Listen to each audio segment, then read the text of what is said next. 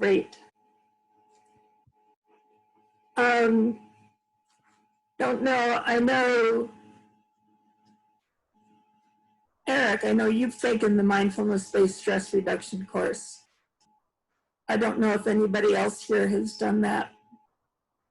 It's an 8-week course created by John Kabat-Zinn, and it teaches mindfulness in a secular way, but it teaches Buddhist techniques and Buddhist philosophy.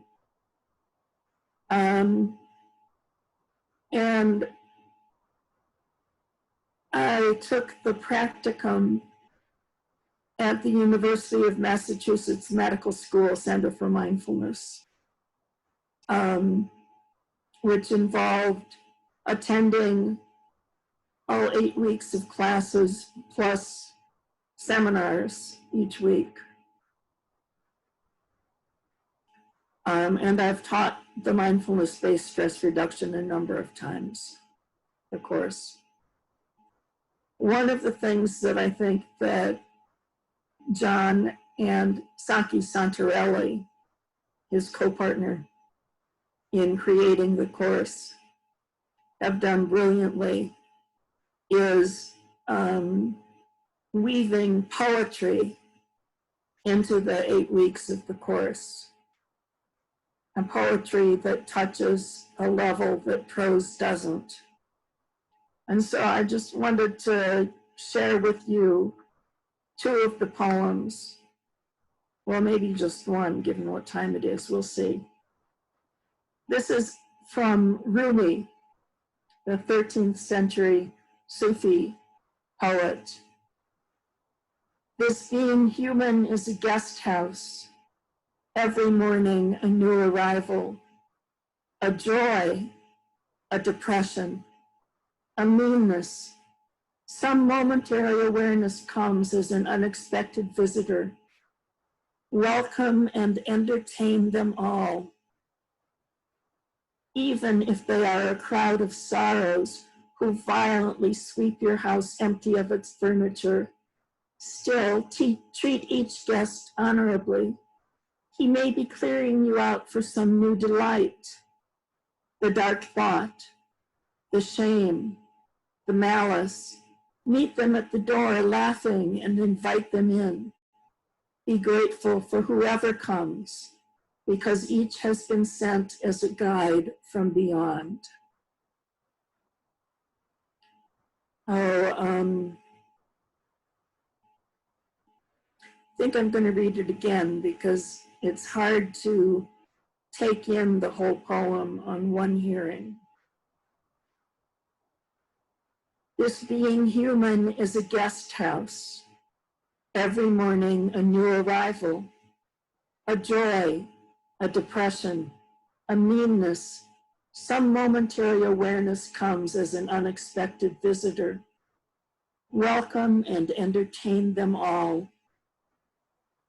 Even if they are a crowd of sorrows who violently sweep your house empty of its furniture, still treat each guest honorably. He may be clearing you out for some new delight. The dark thought, the shame, the malice, meet them at the door laughing and invite them in.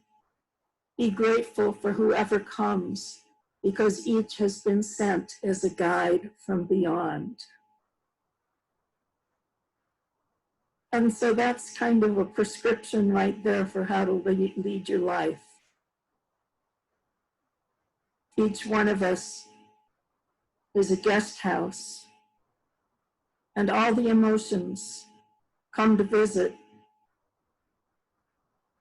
The joy, the depression, the meanness, the shame, the malice, the dark thought.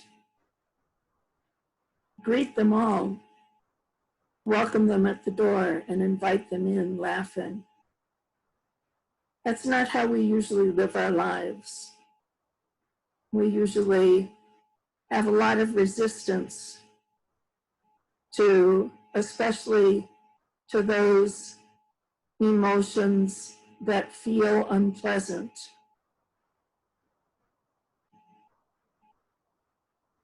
But that's where the suffering comes from, is the resistance. It's not the depression, it's not the shame or the malice or the dark thought that causes the depression. It's the resistance to them. So the suffering is caused by craving, by aversion, which is shortcut for hatred, ill will, anger. So craving, aversion, and delusion, not knowing what's really going on. They're called the defilements, or the three poisons. And every sentient being, every being that's capable of feeling, experiences those three causes of suffering.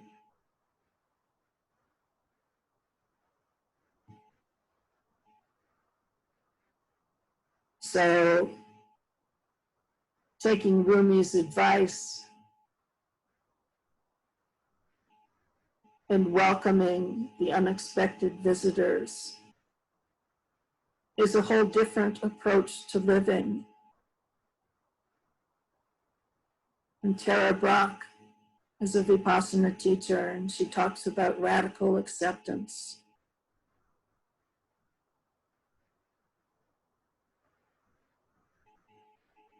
It is a blessing to feel radical acceptance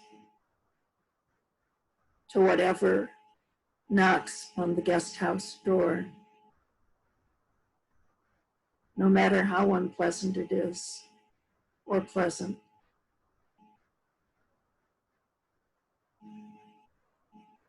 It brings a new ease to living. But the way you get there is by being aware of the resistance. And the resistance doesn't just go away because we want it to. The resistance arises naturally from deep conditioning. We've been conditioned all our lives, certainly in this society. We've been conditioned to seek pleasure at all times, thereby foregoing the wisdom and compassion that grow from the less pleasurable emotions. And it's a pretty shallow society, America, because of the emphasis on the pursuit of happiness and the total misunderstanding of how you find happiness. The societal understanding that you find happiness by satisfying craving.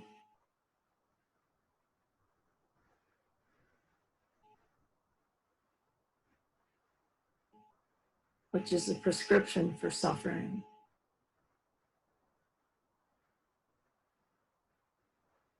I know I've been prone to depression my whole adult life. And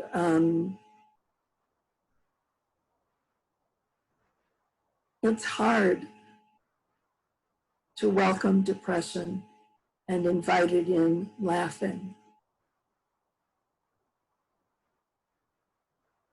But it makes such a difference, even just trying, even when it doesn't happen naturally. That depression is just a mind state, like other mind states. And all mind states are impermanent. They're conditioned and they're impermanent. They arise because causes and conditions come together, and they pass away when causes and conditions change. Oh, when you're in the midst of a clinical depression, you may know intellectually that it's going to end eventually, but it's sure hard to believe that. I mean, part of the depression itself is that weighty, dark feeling of this is never going to end. I'm going to be like this forever. There's no light left in the world. But there is. The sun is still shining, even behind the clouds. I think that shame and malice are two of the hardest emotions to work with.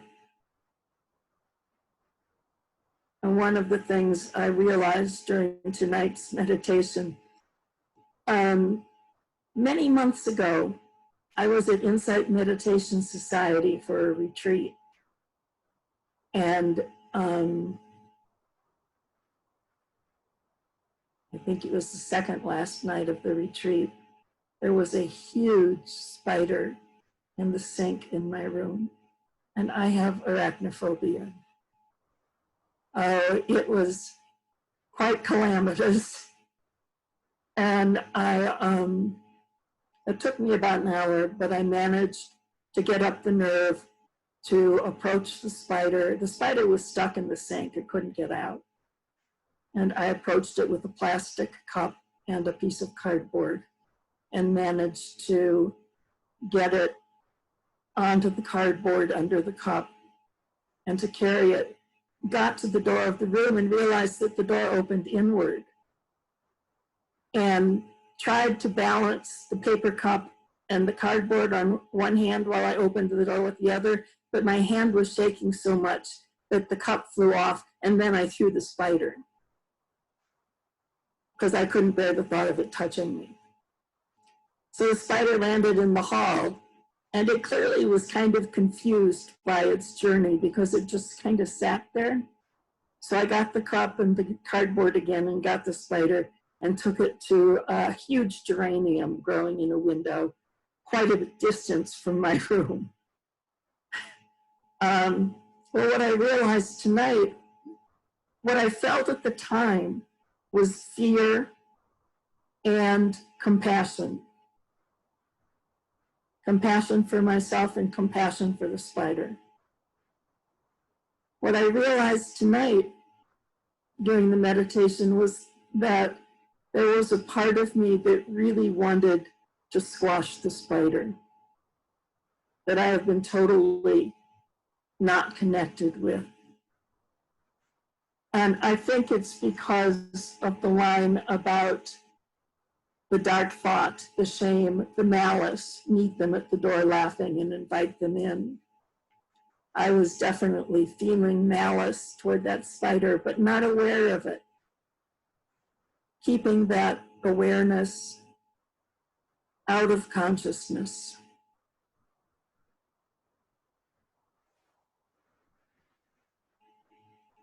But it's part of being human.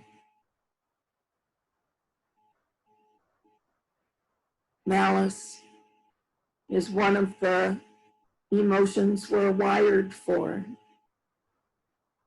and it will arise when causes and conditions come together, even if it doesn't fit with our own self-image. The seeds of it are present, waiting to be watered.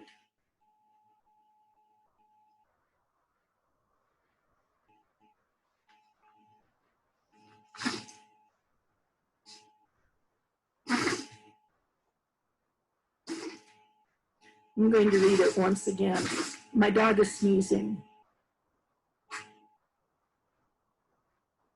All right, I think he's done.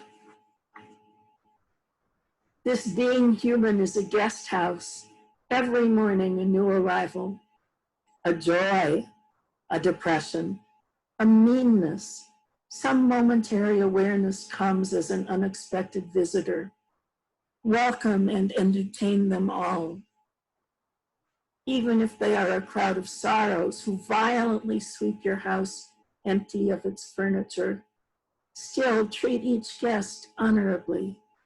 He may be clearing you out for some new delight. The dark thought, the shame, the malice. Meet them at the door laughing and invite them in. Be grateful for whoever comes, because each has been sent as a guide from beyond. We started out by summarizing Buddhism as suffering and the end of suffering.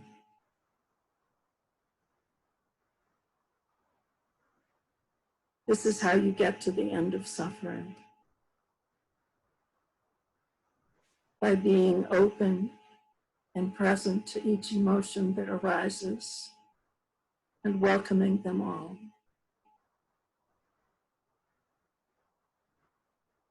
Feeling them in your body.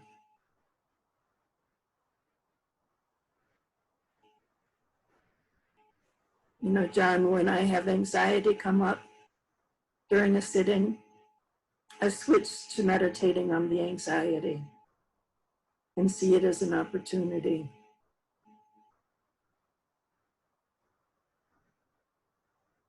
I think that's one of the most powerful aspects of practice, is that it reframes the suffering of life as an opportunity to move closer to freedom from suffering.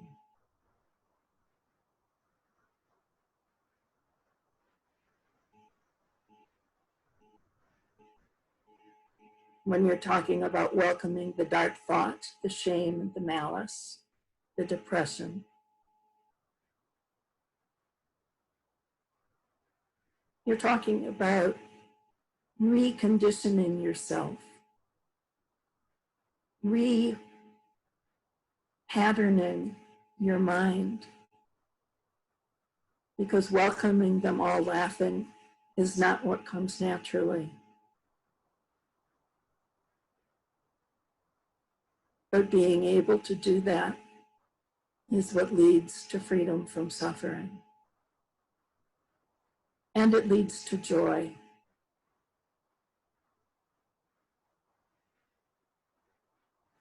Every dark emotion that you're able to be present to and to welcome and sit with will eventually transform.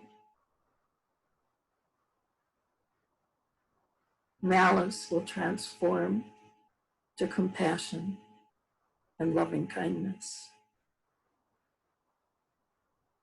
Shame transforms to self-worth.